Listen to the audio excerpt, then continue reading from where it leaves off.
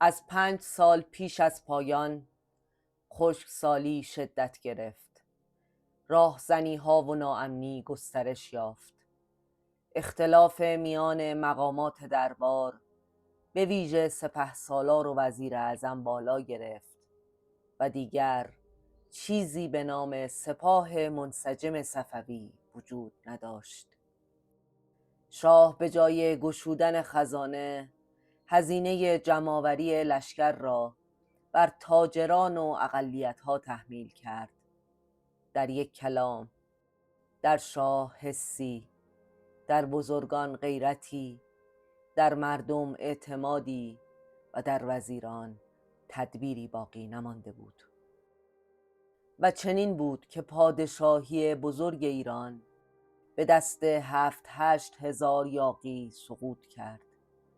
یاغیانی که در آغاز چنان ناچیز و حقیر شمرده می شدند که دربار تنپرور و متکبر صفوی اصلا نیازی به مقابله با آنها نمیدید، تا وقتی خطر به پشت دیوارهای اصفهان رسید. قحطی اصفهان در دوره 6 ماهه محاصره این شهر به دست محمود افغان یکی از تلخ‌ترین رویدادهای پایان حکومت صفوی است. پس از شکست سپاه شاه سلطان حسین و عقب نشینی نیروهای دولتی، اصفهان در سال 1134 هجری قمری در محاصره کامل نیروهای افغان قرار گرفت. قطع راه‌های ارتباطی و جلوگیری از ورود آذوقه باعث شد ذخایر غذایی شهر به سرعت کاهش یابد و زندگی روزمره مردم با بحران جدی روبرو شود. با طولانی شدن محاصره، قحطی به مرحله‌ای فاجعه بار رسید. قیمت نان و غلات به شدت افزایش یافت و بسیاری از مردم توان خرید حداقل مواد غذایی را از دست دادند. گزارش‌های تاریخی از گرسنگی گسترده، شیوع بیماری‌ها و مرگ و میر فراوان حکایت دارند، به گونه‌ای که برخی ساکنان ناچار به خوردن حیوانات مرده و پوست و برگ درختان و حتی گیاهان غیر خوراکی شدند. ضعف حکومت مرکزی و ناتوانی در مدیریت بحران شرایط را بیش از پیش وخیم کرد.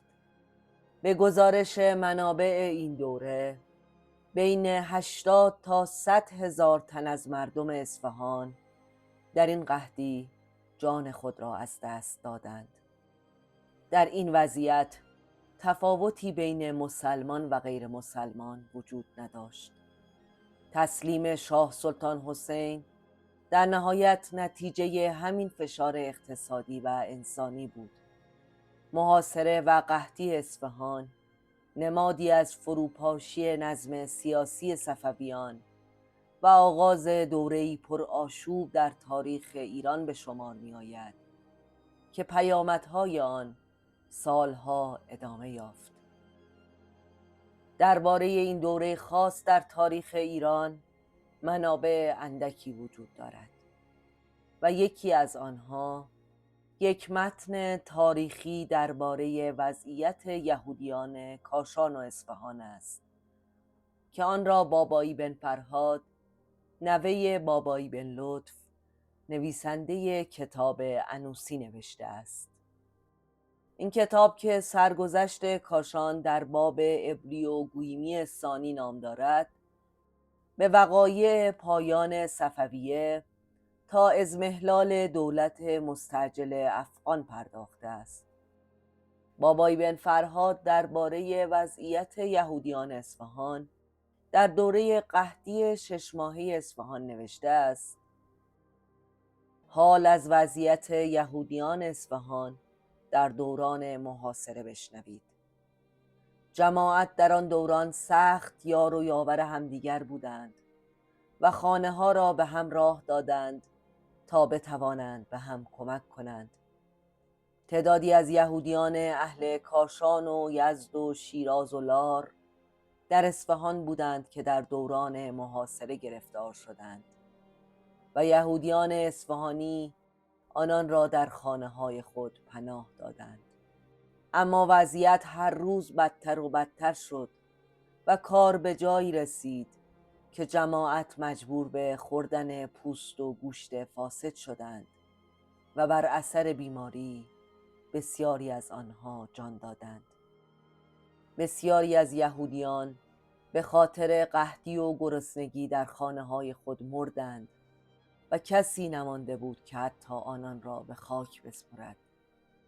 یعقوب یهودی کاشانی که با زنش در اصفهان مانده بود نتوانست از شهر بگریزد و عهد کرد که غذای حرام و ناپاک نخورد. نخورد و در نهایت جان داد. چه بسیار یهودیان که به خاطر لقمه اینان جان دادند و برخی نیز به دست دیگران کشته شدند. اما گروهی از یهودیان با 1000 زحمت و سختی توانستند از شهر خارج شوند و خود را به جلفا برسانند. در آنجا مردی به نام میناس آنها را پذیرفت. با آنها بسیار نیکویی و غمخواری کرد و نگذاشت مویی از سرشان کم شود. بابایی در پایان می نویسد: در نهایت شاه سلطان حسین به پای خود به پیشواز محمود افغان رفت.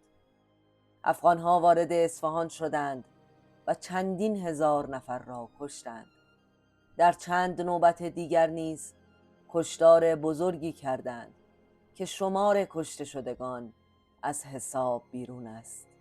یهودیان در این زمان در خانه ها پنهان شده بودند و به هیچ کدام آسیبی نرسید. محله جلفا که در این زمان بیرون از حصار اصفهان قرار داشت، از نخستین مناطقی بود که به دست محمود افغان افتاد. بسیاری از ارمنی‌ها به روستاهای اطراف فرار کردند و تاجران و بزرگان محل با پرداخت 60,000 تومان به محمود برای ساکنان محله تأمین جانی گرفتند. محمود از آنها شراب بسیار و همچنین تعدادی زن ارمنی برای خودش و سردارانش گرفت و رفت. در این شرایط بود که جلفا توانست از کشتار و مصائب فاجعه برکنار بماند و یک تاجر ارمنی به نام میناس یهودیان فراری از اصفهان را نزد خود پناه دهد. از این میناس در منابع ارمنی نامی به میان نیامده است. ما یک نقاش مشهور ارمنی در اصفهان را با این نام میشناسیم که آثاری از او در کلیساها به جا مانده و در میانه 1600 تا 1670 میلادی زندگی میکرد. اما این میناس احتمالاً تاجری بی‌نام و نشان بود که در یک موقعیت دشوار تاریخی به وظیفه انسانی خود عمل کرد و نامی از او به نیکی در تاریخ یهودیان ایران به جا ماند.